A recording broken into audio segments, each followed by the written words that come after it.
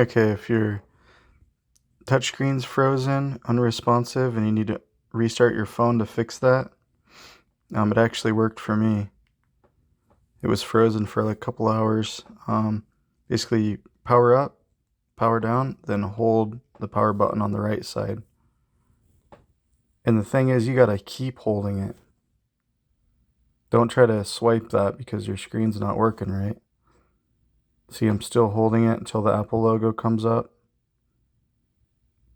There it is. And now the touchscreen will start working again.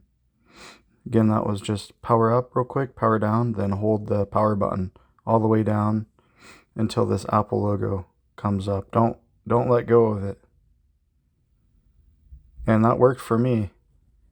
Once it comes back up, the touchscreen worked again. But it was totally unresponsive. Because you really need the touchscreen to do anything, even if it's plugged into a computer. So, alright, hope this helps. Happy holidays. Give me a like if this helped ya. Thanks.